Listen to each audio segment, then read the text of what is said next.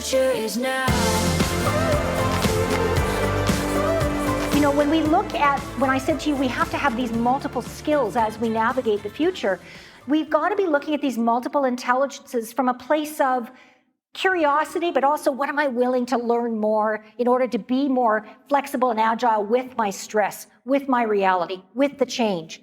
So one of them is generational intelligence. Now, many of you in this room know the basics about generations. You've heard about it. It's not new. It's been around for a while. But the key thing about generational intelligence is not just the ability to label someone for their generation, because that's not helpful. It's not helpful to go, okay, boomer. That's not helpful. It's helpful in your mind to go, oh, right, I'm dealing with somebody who's not of my generation. Their values from what they're saying seem to be a little bit different than mine. How can I adapt to? So for example, for myself, when I'm interacting with a Zoomer, I have a Zoomer CEO client right now. He's very traditional. He's very conservative. He's very practical. I find myself having to say, okay, let me take this back a bit. Let me walk you through it. Let's step through it one by one. Now, for a driver like me, I'm a driver socializer. That's not the easiest thing to do because I'm big picture and I want just give me the bullet points, please. And then let's get going, right?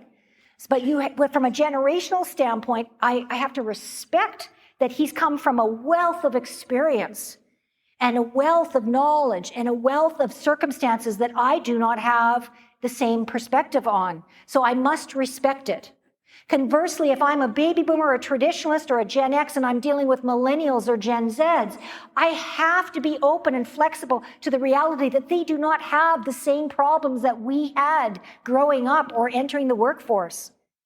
For us with kids, my daughter's now 35. When she was going to high school, we said, you could be and do anything. Go for it. If your teacher gives you a grade that you're not happy with, negotiate. How many of you parented your kids like that? So guess what? They show up in the workplace and go, I'm all that in a box of biscuits. And you should think that I am too. So we have not created an entitled generation. I want to be super clear. We have created families that have taken care of our young children. When I left home, I was 18. When I left, my dad said, don't come back. Not because he was a bad guy, but because that's what you did. Baby boomers, say it with me. You make your bed, you... Now, with our daughter, we said, you can stay at home for as long as you like. Don't leave me with your dad. No, I'm just kidding. No. But honestly, the way families have evolved is we are now saying, if you need to stay home longer, it's okay. We've made that okay. So if you've got somebody who's still living at home, and by the way, the average age of people living at home still hovers around 35, just saying. So if somebody's in that age group and they're living at home and you say to them, do this job or you're fired, they are going to look at you with those eyes and go, whatever. They don't have the same survival issues that many, and I'm generalizing here, there will be exceptions, but that many baby boomers and traditionalists had. So when you're dealing with a different generation, I want you to be empathetic to their reality, what they know, what they're dealing with. It's not helpful to go, well, back in the day, I had to work 6 years to get this promotion. Not helpful. It's more helpful to say to them, wow, I can see that you're really ambitious and you want this promotion in 6 months. Go, girl. And here's the reality of how our organization works, and here's the opportunities, and here's your career path, and let's map it out together of what your opportunities are. Okay? So generational intelligence is about adapting to the varying generations. Technology intelligence. How many of you in this room, again, eyebulge, would rate yourself 10 out of 10 on technology knowledge? The thing about technology knowledge is the more we have, the more intelligence we have with it, the more we can leverage it, and then we're not holding the system back. How many of you at the beginning of the pandemic with Zoom? Turn your mic on, turn your mic off. We can see your butt, your kids in the background. Like, come on now, right? So frustrating. But now, 3 years fast forward, and most people got the hang of it, and Zoom's of actually pretty productive activity, or MS Teams, or whatever we're using.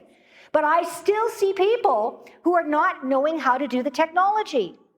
It takes 5 minutes a day to learn something new about the technology you're using. Even our iPhones. How many of you are using maybe 3 or 4 functions of what it overall does? Or maybe 3 or 4 apps? That's technology intelligence. As we all collectively agree, I'm going to raise my technology intelligence, we're going to make more progress more quickly.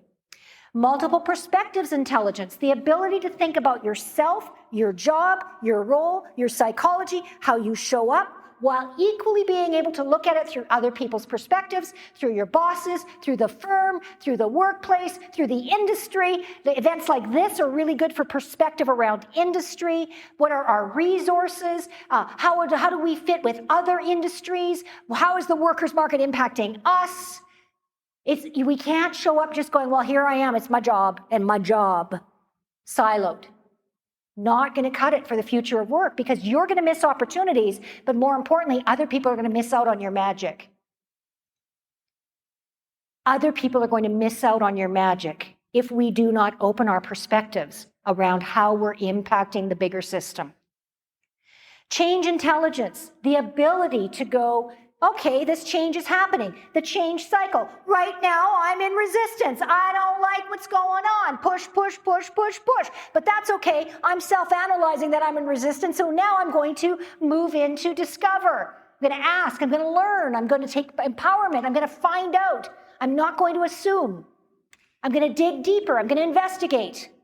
I'm empowered to deal with the change. And then lastly, hybrid work intelligence.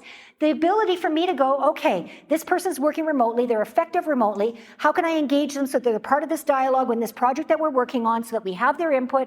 Okay, I've got this person in office, their preferences in office. How do I engage them and get them to realize that they've got to include the remote workers in order to be more effective? It is a dance of fragility, flexibility, and ability to connect the dots to be a hybrid workplace intelligence person.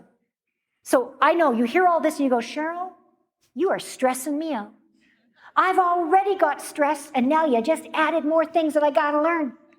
That's not what I'm saying, because I'm all about micro goals. I'm here to infuse you with energy and perspective so that you can see things a little bit differently.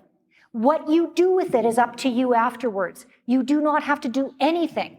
But if you were to do something, I would have you set micro goals about what you're going to do next. And a micro goal is, I'm going to do this for 5 minutes daily, or I'm going to do this for 10 minutes weekly. Micro goals. No, gone are the days where we hear a speaker and we're like, I'm going to set the world on fire. First of all, it ain't going to happen, number one. Number two, you just irritate the heck out of everybody else.